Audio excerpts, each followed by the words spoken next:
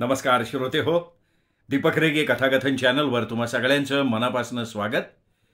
श्रोते हो, आज तुम्ही ऐकणार आहात विजय कापडी सरांच्या यऊ आणि त्यऊ या कथासंग्रहातली कथा. श्रोते हो, तत्पूर्वी तुम्ही जर आत्ता चॅनलवर पहिल्यांदा आला असाल किंवा अजूनपर्यंत तुमच्याकडनं चॅनल सबस्क्राईब झालेलं नसेल, तुमच्याकडनं चॅनल सबस्क्राईब करायचं चुकून राहून गेलं असेल तर एकच विनंती करतो, कृपया चॅनल सबस्क्राईब करा. चला श्रोते हो, ऐकूयात विजय कापडी लिखित फट म्हणता फजिती. त्या दिवशी सकाळी उठल्यावर मी पहिल्या प्रथम ज्याचं तोंड पाहिलं त्याचं नाव गाव सांगून तुम्हाला त्याच्यापासून सावध करायचा माझा विचार आहे. पण मेंदूला बराच ताण देऊ नये या क्षणी मला त्या नतद्रष्टाचं नावगाव तर सोडाच, पण चेहरा सुद्धा आठवत नाही हो. आणि त्यामुळे झाली आहे माझी मोठी पंचायत. पण त्याचा चेहरा मला आठवत नसला म्हणून काय झालं? तो चेहरा तुम्ही मुळीच बघू नका अशी माझी तुम्हाला कळकळीची विनंती आहे. आधी सावध केलं नाही अशी पुढे मागे तुम्ही तक्रार कराल म्हणून आजच सांगतोय की त्याचं तोंड मुळीच बघू नका. माझ्या सावध इशाऱ्याकडे दुर्लक्ष करून जर का तुम्ही त्याचं तोंड बघितलं तर माझ्याप्रमाणे तुमच्यावर देखील आपत्ती कोसळतील आणि त्या आपत्तींना तोंड देता देता तुमच्या तोंडाला फेस येईल आणि त्या आपत्तीतून सुटका करून घेण्यासाठी तुम्हाला पळता भुई थोडी होईल याबद्दल माझ्या मनात तिळमात्र सुद्धा शंका नाहीये. हो, त्या दिवशी माझ्यावर अशा विचित्र आपत्ती कोसळल्या की काही विचारूच नका हो. खरं बघताना आपत्ती कोसळण्यासारखा तो दिवसच नव्हता.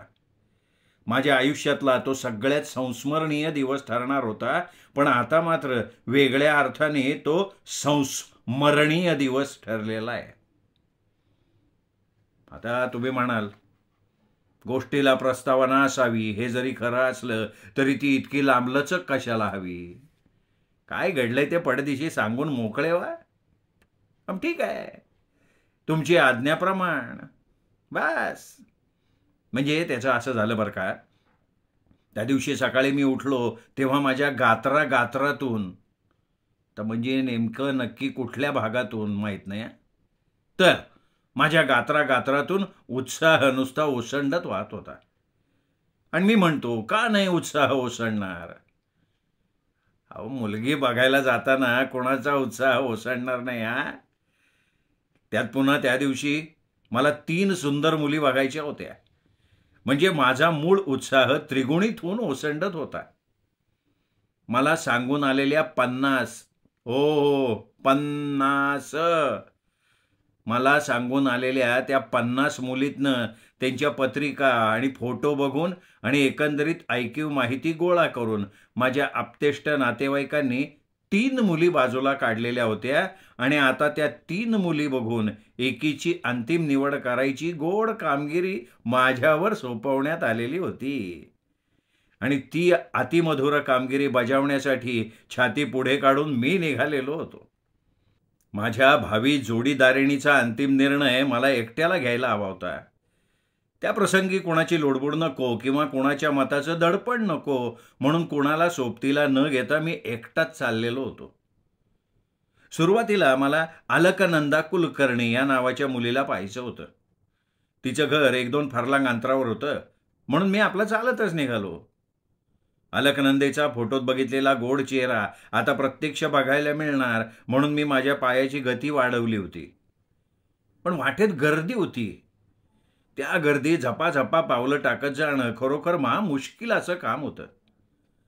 रस्त्यावरच्या पादचाऱ्यांना टिपून ठार मारण्याचा कट केल्याप्रमाणे धावणाऱ्या अकराळ विक्राळ बसेस, कुणाच्याही हाकेकडे मुद्दामच दुर्लक्ष करून ऐटीत निघालेल्या उद्दाम टॅक्सीज, अत्यंत घाईत असल्याप्रमाणे निघालेल्या स्कूटर्स आणि त्यांच्याशी स्पर्धा करणाऱ्या सायकली, या साऱ्या वाहनांपासनं आपला जीव कसा काय वाचणार या विवंचनेत चाललेली पादचारी मंडळी आणि ह्या सगळ्यांनी मिळून रस्ता जॅम करून टाकलेला होता. आणि मला जमेल तितपत वेगानं अलकनंदेला बघायला निघालो होतो. डोळ्यांपुढे अलकनंदेचा चेहरा दिसत होता फोटोतला आणि हृदयाला विलक्षण गुदगुल्या होत होत्या माझ्या. आणि अचानक मी थांबलो म्हणजे काय, मला थांबायलाच लागलं. मी पुढे बघितलं आणि मला धक्का बसला. रस्त्यावर पादचाऱ्यांना दर शुक्रवारी अडवून पैसे मागणारा एक छक्का माझी वाट अडवून उभा असलेला दिसला आणि मी थबकलो. कपाळाला आट्या चढवून त्रासिक मुद्रेनं त्याच्याकडे बघायला लागलो. पुढच्या क्षणी ठप्प अशी टाळी वाजवून माझं लक्ष आपल्याकडे खेचत त्या छक्क्याने असा काही मुरका मारला ना, माझ्या छातीतच धडधडायला लागलं. त्याला चुकवण्यासाठी मी उजव्या बाजूला वळलो तर तेवढ्यात तो सुद्धा उजव्या बाजूला वळला. मी डाव्या बाजूला वळणार तेवढ्या चपळाईनं तो डाव्या बाजूला वळला. आता मागच्या गर्दीमुळे मागे वळणं शक्य नव्हतं आणि समोर तो खाड खाड टाळ्या वाजवत उभा. माझी विलक्षण कोंडी झाली हो. काय करावं सुचेना ना मला. मी आजूबाजूला बघितलं तर आता मजा बघायला मिळणार म्हणून काही रिकामटेकडी मंडळी तिथे उभी राहिलेली होती. विलक्षण असहाय्य अवस्थेत 1-2 क्षण गेल्यावर मी त्याच्याकडे पाहिलं न पाहिल्यासारखं करत म्हणालो, क्या मागताय? पैसा मागताय. त्यांनी 2 टाळ्या वाजवल्या. चिल्लर नाहीये. त्या क्षणी सुचलेलं उत्तर मी दिलं ठोकून, हम देगा ना, कितना मागता तुम बोलो. आपल्या खरखरीत आवाजात त्यांनी माझ्या पुढचा प्रश्नच सोडवून टाकला. पैसे दिल्या वाचून आता आपली सुटका होणं कठीण असल्याचं मला समजून चुकलं. शक्य तितक्या लवकर त्या घोर प्रसंगातनं स्वतःची सुटका करून घेण्यासाठी मी माझ्या खिशातली 5 रुपयाची नोट काढली आणि म्हणालो, 4 रुपये 90 पैसा दो, आप भी देता. असं म्हणत आपल्या छातीत हात घालून त्यांनी पाकिट काढलं. 2 मिनिटं खर्चून 4 रुपये आणि 90 पैशाची मोड डाव्या हाताच्या तळव्यात ठेवून उजवा हात माझ्या दिशेनं फेकत ठसक्यात म्हणला, द. मी माझी 5 रुपयाची नोट त्याच्या हातात दिली आणि मोड घेण्याकरता हात पुढे केला. त्या क्षणी एक आश्चर्य घडलं. मोड असलेली डावी मूठ अलिबाबाच्या बंद हो जा सिमसिम गुहेप्रमाणे एकदम बंद झाली आणि माझी 5 रुपयाची नोट माझ्याच नाकाजवळ हलवत आणि डोळ्यांची हृदयाला धडकी भरवणारी उघडझाप करत तो छक्का ठसक्यात म्हणाला, ज्या.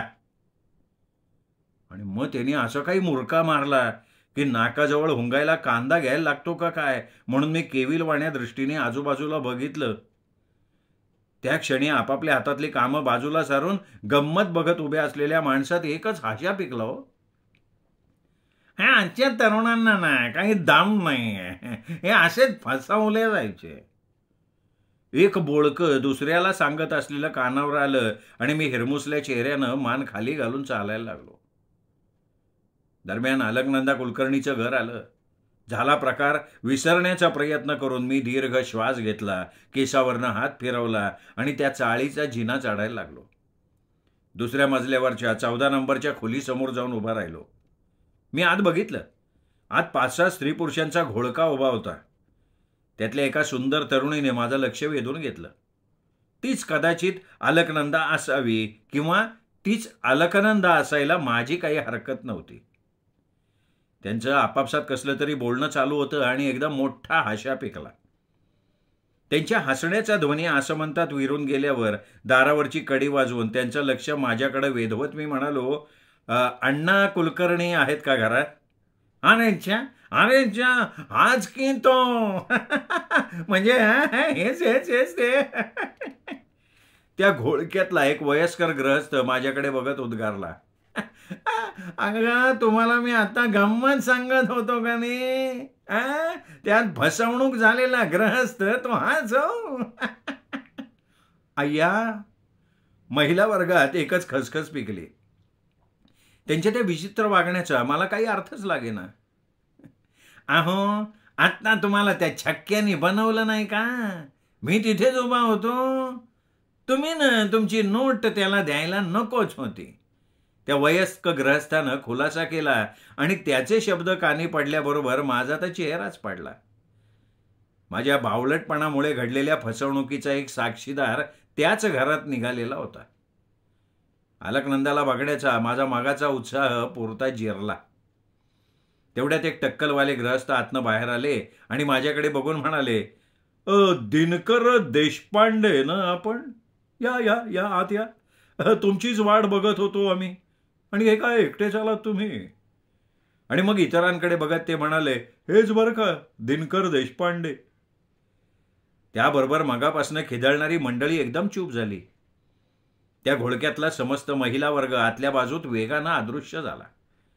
मग थोड्याच वेळात गुब्बऱ्या गालाची, मोठाल्या डोळ्याची अलकनंदा चहाचा ट्रे घेऊन बाहेर आली आणि मला ती मनोमनी आवडली. पुढच्या क्षणी आम्हा दोघांची नजरानजर झाली आणि अलकनंदा एकदम हसायलाच लागली. ती गदगदून हसायला लागली. काही केल्या तिचं हसू थांबे ना. ब्रेक तुटलेल्या वाहनाप्रमाणे तिचं सगळ्या बाराखडीतलं हसणं भन्नाट वेगात पुढे चाललेलं होतं. नंदे नंदे नंदे, अगं काय चाललंय काय हे नंदे? अण्णांनी तिला चापलं. अण्णा अण्णा माफ करा अण्णा, पण ती पुन्हा हसायला लागली. हो, मी त्याच क्षणी ताडदिशी उभा राहिलो आणि एकही शब्द न बोलता घरातनं बाहेर पडलो. अलकनंदाच्या मुक्त हास्याच्या लकेरींचा प्रतिध्वनी माझ्या कानावर आदळत होता आणि कानावर गच्च हात दाबत मी पळत सुटलेलो होतो. दुपारची वेळ होती. आता 3 वाजून गेलेले होते. मधुकांता देसाई नावाच्या दुसऱ्या एका स्थळाची पाहणी करता मी सायकलवरनं निघालेलो होतो. माझ्या बावळटपणाचा किस्सा ऐकून खिदखेडणाऱ्या अलकनंदाला नकार द्यायचा ठाम निर्णय घेऊन मधुकांता कशी दिसत असेल याचा विचार करत सायकलीचे पायटे मारत मी निघालो. दुपारची वेळ असल्यामुळे रस्त्यावर फारशी गर्दी नव्हती. रस्ता उतारीचा असल्यामुळे सायकल वेगात चालली होती. आपण हवेतच तरंगत असल्याचा मला क्षणभर भास झाला आणि नेमक्या त्या क्षणी आकाशातले ढग पांगले आणि सूर्यकिरणांची तिरीप डोळ्यात जाऊन मला पुढचं काही दिसलंच नाही. आणि दुसऱ्या क्षणी मी सायकलीसह कोणावर तरी दांडदिशी आदळलो. सुरुवातीला नेमकं काय झालं हे मला कळलं नाही. डोळे सताड उघडे करून बघितल्यावर माझ्या लक्षात आलं की एक गवळण रस्त्याच्या मध्यभागी फटकल मारून बसली होती आणि तिने पदरानं आपली डावी हनवटी गच्च धरून ठेवलेली होती. एक म्हैस म्या म्या म्या करत धावत सुटली होती आणि एक पितळी हंडा ठाण ठाण ठाण आवाज करत रस्त्यावरनं धावत होता. ते चमत्कारिक दृश्य बघून माझ्या मनाची त्या क्षणी बरी करमणूक झाली, पण ते दृश्य साकारण्यात माझा सिंहाचा वाटा असल्याचा ती गवळण आरोप करतीये हे माझ्या लक्षात आलं आणि मी गंभीर झालो. अरे अरे अरे, माझी म्हैस पळती ना, अरे बघा की, धरा की तिला कोणीतरी, आणि तो माझा हांडा आणून द्या रे कोणीतरी, माझा हांडा. ती गवळण कणत म्हणाली आणि माझ्याकडे बघून खेकसली. मी आले, डोळं फुटलं कर तुझं, नुकसान कोण भरून देईन आता? एव्हाना गर्दी जमायला लागली. पळणारी म्हैस धरण्याकरता मी धावत निघालो. मला धावताना बघून ती गवळण ओरडली, अरे माझा जीव घेऊन त्यो बेरड पाळायला लागलाय, पकडा की त्याला, पकडा. अहो, तुमच्या म्हशीला पकडून आणतो ना मी. मी गवळणीचा गैरसमज दूर करण्याचा प्रयत्न करत म्हणालो. अरे धाव नको म्हशी मागर रेड्यावानी, अगोदर तो हांडा आण माझा. तिने हुकूम सोडला. मग म्हशीचा पाठलाग करण्याचा माझा मूळ बेत रद्द केला आणि मी त्या धावणाऱ्या हंड्याच्या मागे धावायला लागलो. पण अचानक मला हंडा कुठे दिसे ना. मी कावऱ्या बावऱ्या नजरेनं सभोवतेली बघितलं. एवढ्यात एक लंगोटी लावलेलं कार्ट पुढं आलं आणि म्हणालं, पाहुणं, गटारात पडला नव्ह का तो हांडा? जरा काढशील का रे बाबा? नाही लय गटारात गाणे, तुम्ही तुमचा घ्या की काढून. गटारात उतरलो. हंडा वर काढला, गवळणीच्या स्वाधीन केला. त्यानंतर गवळणीने हांड्यात डोकून बघितलं आणि इंगळी डसल्यागत ओरडली, अगं भाया, यातलं दूध कुठे? त्यात कुठे दूध होतं? मी विचारलं तिला. अरे 25 रुपयाचं दूध होतं त्याच्यात. असा रे कसा वैरावानी तडपडला हा, लुस्कानी कोण भरणार? तुझा बा भरणार आहे का रे? माझ्यावर मोठा बिकट प्रसंग ओढवला. काय करावं काही समजत नव्हतं. आजूबाजूचे लोक फक्त उभे राहून बघत होते. माझ्या मदतीला कोणी धावून तर सोडा, चालत सुद्धा येत नव्हतं. एवढ्यात एक सभ्य माणूस पुढे आला. खाली पडलेली माझी सायकल माझ्या हातात देत हलक्या आवाजात म्हणाला, हे बघा, तुम्ही सज्जन माणूस दिसतोय, तुम्ही आता इथनं पळा. तिचा नवरा यायच्या आत तुम्ही पळा. पळू? मी मोठ्या आशेने विचारलं. अहो पळा, नाही तर 25 रुपये वसूल केल्याशिवाय राहायचे नाही ते. आणि मग त्या सभ्य माणसाची आज्ञा शिरसावंद्य मानून मी सायकल दामटली, वेगात निघालो. अरे पळाला की त्यो, पळाला बघा की त्यो, ती गवळण ओरडत होती. ए अरे कुठं पळतो रे तू? कुणाच्या तरी दणकेबाज आवाजानं मी सायकलला ब्रेक लावला. मागे वळून बघितलं, जांबुवंतासारखा दिसणारा एक गवळी हातातला दंडुका जमिनीवर आपटत होता. एवढ्यात मगाच्या त्या सभ्य माणसानं हात हलवून मला जायला सुचवलं आणि मी निघालो. ऑलिम्पिक वेगात तिथनं अदृश्य झालो. दरम्यान मधुकांता देसाईचं बैठक घर आलं. घराच्या कंपाऊंडला सायकल टेकवली, चेहरा रुमालानं पुसला, कपडे ठीकठाक केले आणि दारावरची घंटी वाजवली. या या या या आबा देशपांड्यांचे सुपुत्र दिनकरराव नाही का? मधुकांतेच्या वडिलांनी तोंड भरून माझं स्वागत केलं. मी आत गेलो, सोफ्यावर बसलो. एवढ्यात मधुकांता बाहेर आली. कुणालाही आवडेल अशा व्यक्तिमत्वाची मधुकांता मला मनापासून आवडली. खिदखिदणारी अलकनंदा गेली उडत असं मनातल्या मनात म्हणत मी चहाचा कप तोंडाला लावला आणि अर्ध्या एक तासानंतर मी तिथनं निघालो. कंपाऊंडपर्यंत चालत गेलो. मागे वळून बघितलं. दारात उभी राहून घरातली मंडळी माझ्याकडे बघत होती आणि सगळ्यात पुढे होती मधुकांता. गालातल्या गालात हसणाऱ्या मधुकांताला बघून मी गुदगुल्या झाल्यासारखा हसलो आणि वळलो. तो कोणाचा तरी जोरदार धक्का मला बसला. धक्का मारणाऱ्या रानटी माणसाकडे मी रागारागानं बघणार तेवढ्यात त्या माणसानं माझा गळा पकडला आणि म्हणाला, इथं लपला होता रे तू? तो रानटी माणूस मगाचा गवळी होता. त्याच्या शेजारी उभी असलेली गवळण तेवढ्यात म्हणाली, लुस्कानी घेतल्या बिगर ह्याला सोडायचाच नाही, आता ध्यानात ठेवा. ती गवळण एवढ्या मोठ्यांदा ओरडली की तिची थुंकी माझ्या चेहऱ्यावर उडाली.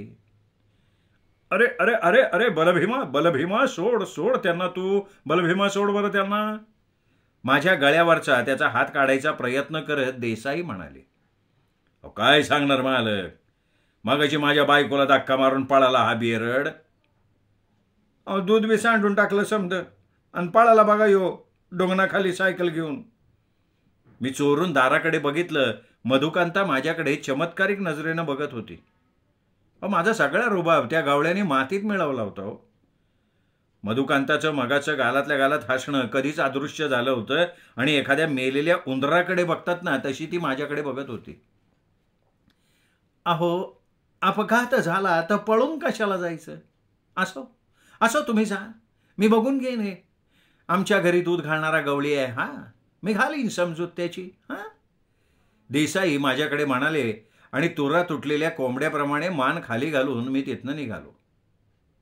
अहो, तुमची सायकल राहिली बरं का? देसाईंनी मला आठवण करून दिली म्हणून बरं, नाही तर मी तसाच गेलो असतो. पंक्चरलेल्या चेहऱ्यानं सायकलवर टांग मारली आणि निघालो. पुन्हा मागे वळून मधुकांतेचा चेहरा बघण्याचं मनोधैर्य काही माझ्यात नव्हतं. मी घरी आलो तेव्हा 5 वाजून गेले होते. आता सुहासिनी पटवर्धनला बघायचं आहे ना? आईने विचारलं. मुली पाहायला जाताना वाटेत घडणाऱ्या घटनांचा मी धसका घेतला होता, त्यामुळे मी नर्वसलेल्या सुरात म्हणालो, उद्या गेलं तर नाही चालणार का? अरे बाबा, त्यांची तयारी फुकट नाही का जाणार? आणि नवा उत्साह कसा बसा गोळा करून मी निघालो. पटवर्धनांचं घर बरंच दूर होतं. बसने जायला हवं होतं. मी बसच्या थांब्याच्या दिशेने निघालो. रांगेत उभा राहून बसची वाट पाहू लागलो.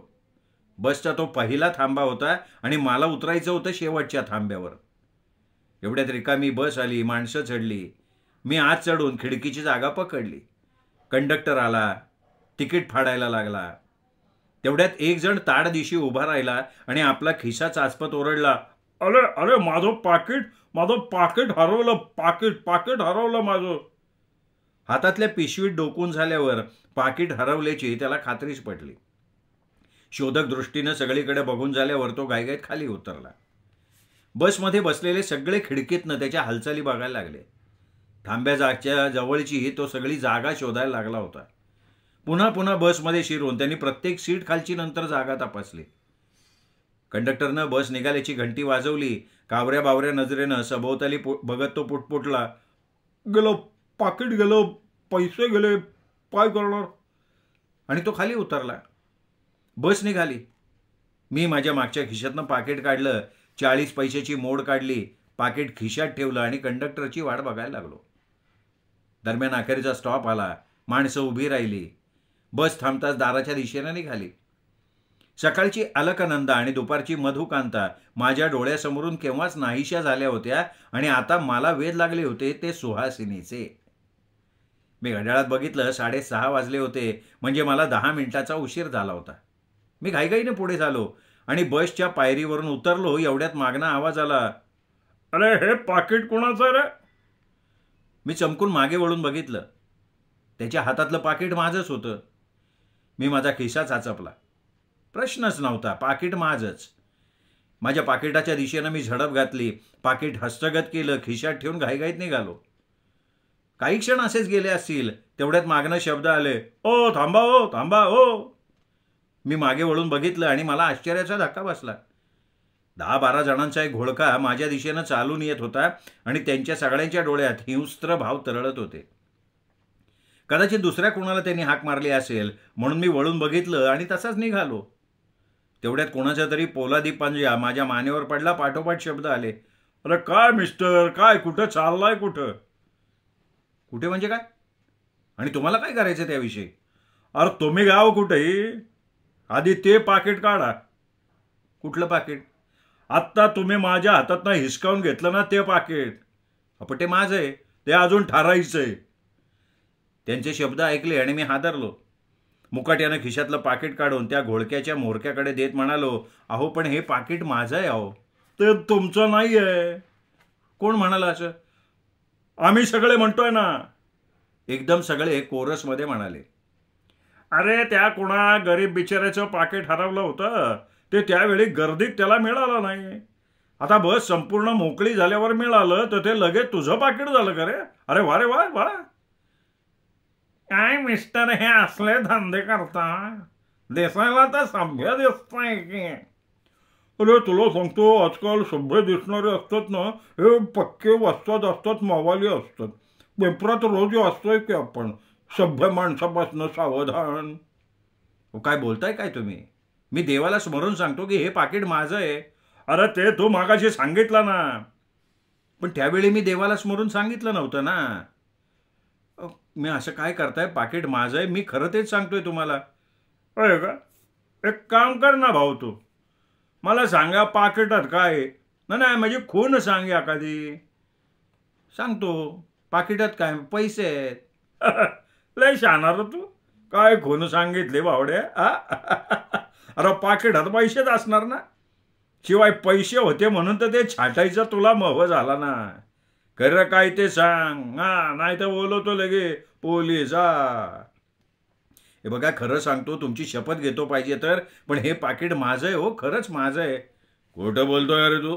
हा, याचं हरवलेलं पाकिट सापडतो ना, तो सगळ्यात आधी आपलं पाकिट उघडून बघतो, ते आणून देणाऱ्याचे उपकार मानतो. तुम्ही ते ह्याच्यापैकी काय नाही केलं राव. कुणाचं पाकिट आहे असं म्हणल्याबरोबर पाकिटावर झडप घातल्यानं धावत निघाला तुम्ही." "हो, मी थोडा घाईत होतो." "कसली घाई होती तुला?" "मला मुलीला बघायला जायचं होतं." "अरे वा, अरे वा वा, मुलीला बघायची एवढी घाई? हा, काय पळून बिळून चालली होती काय ती पोरगी?" संभाषण वाढत चाललं होतं. लोकांची समजूत पटवणं फार कठीण झालं होतं. पाकिटावर पाणी सोडून निघून जायचं म्हटलं तर कोणी सोडायला तयार नव्हतं. एवढ्यात मला आठवलं, "तुम्हाला खूण हवी होती ना?" "पाहिजेल जे." "मग सांगतो ना, त्या पाकिटात की नाही माझा फोटो आहे." "बघ हे, बघ बघ, फोटो आहे का बघ." मोरक्यानं पाकिट उघडलं आणि धक्का बसल्यागत तो म्हणाला, "अरे आश्चर्य आहे, ह्याचे तर पैसेच नाही, शिवाय हे फाटलेलं आहे." अरे बापरे, मी माझा खिसा चाचपला. खिशात पैसे होते. तेवढ्यात कोणीतरी पाकिटातनं माझा फोटो बाहेर काढला, माझ्या चेहऱ्याजवळ आणत म्हणाला, दिसतोय खरा या फोटोतला माणूस यांच्यासारखा." "अहो, आता माझ्या फोटोत मी माझ्याच सारखा नाही का दिसणार?" मी चिडून म्हणालो. "घ्या घ्या, तुमचं पाकिट घेऊन टाका, चला." अत्यंत निराशाजनक आवाजात त्याने ते पाकिट माझ्याकडे दिलं आणि मंडळी पांगली. एक आगाऊ माणूस पुढे आला आणि मला म्हणाला, "आता नवीन घ्या पाकिट, फाटायला आलंय हे." त्यावर पिकलेल्या माफक हाशाकडे दुर्लक्ष करून मी घाईघाईनं निघणार. एवढ्यात मला कुणीतरी अडवलं. "तुम्ही दिनकर देशपांडे ना?" "हो, तुम्हाला कसं काय कळलं?" "तुम्ही पटवर्धनांच्याकडे निघालाय ना?" "हो, पण तुम्हाला कसं काय कळलं?" आम्ही पटवर्धनांकडचीच माणसं आहोत. हे काकासाहेब पटवर्धन. तुम्हाला उशीर झाला म्हणून आम्ही आलो होतो बघायला. पण काय होतो, काय गोंधळ काय होता? त्यांनी तुम्हाला कशासाठी पकडलं होतं? त्यांना वाटलं मी कोणाचं तरी पाकिट चोरलं. अरे बापरे, कुणाचं होतं ते पाकिट? नाही, पाकिट माझंच होतं, पण त्यांना वाटलं की ते दुसऱ्या कोणाचं आहे आणि मी ते चोरलंय. म्हणजे पाकिट तुमचं आणि चोरीचा आळ तुमच्यावरच? हो ना. विनोदी गोष्टीतल्या बावळट्ट माणसाच्या बाबतीत होतं तसं झालं म्हणा की तुमचं. त्यांच्या त्या हसण्यानं माझा उरला सुरला उत्साह नाहीसा झाला. नवऱ्या मुलाचा म्हणून जो आब असतो ना, तो सारा त्या घोटाळ्यामुळं पुरता लयाला गेलेला होता. त्यांच्या घरी जाऊन मुलीला पाहण्याचं स्वारस्य नाहीसं झालेलं होतं. माझ्यावर कोसळलेल्या त्या चमत्कारिक प्रसंगाची जाहिरात व्हायला वेळ लागणार नव्हता. त्या क्षणी मी एक निर्णय घेतला, मागे वळालो. हो, काय झालंय काय? त्या बाजूला कुठे चालला तुम्ही? फार बोवा तुम्ही विनोदी बरं का. मला नाही यायचं तुमच्या मुलीला बघायला.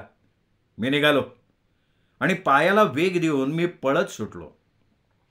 सध्या सुंदर मुलींना उगाचच्या उगाच नकार देणारा एक बावळट्ट तरुण असा माझ्याबद्दलचा लौकिक सगळीकडे पसरलेला आहे. परिणामी लग्नाच्या बाजारात माझा भाव बराच कमी झालेला आहे. आता हे सगळं का घडलं या प्रश्नाला माझ्याजवळ उत्तर नाहीये. पण त्या दिवशी सकाळी ज्या नतद्रष्टाचं मी तोंड पाहिलं त्याच्यामुळे हे सगळं घडलं याबद्दल माझी पूर्ण खात्री पटलेली आहे. त्यामुळे मी तुम्हालाही सावध करतोय की त्याचं तोंड तुम्ही अजिबात बघू नका. त्याचं नाव, गाव किंवा चेहरा या क्षणी मला आठवत नाहीये, हे खरं आहे. पण तरी तुम्ही त्याचा चेहरा बघू नका असं मी तुम्हाला आवर्जून सांगतोय.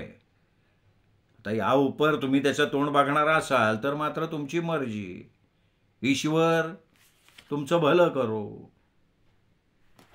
श्रोते हो, तुम्ही ऐकताय विजय कापडी सरांची कथा फट्ट म्हणता फजिती. कथा तुम्हाला आवडली असेल नेहमीप्रमाणे व्हिडिओ लाईक करा, हाईप करा, कमेंट करून कथा कशी वाटली हे जरूर लिहा. ही कथा आपल्या कथाप्रेमी मित्रपरिवारात, नातेवाईकात जरूर शेअर करा आणि मुख्य म्हणजे भेटत रहा दीपक रेगे कथाकथन चॅनलवर वेगवेगळ्या उत्तमोत्तम कथा आणि कादंबरी ऐकत राहण्यासाठी. नमस्कार श्रोते हो.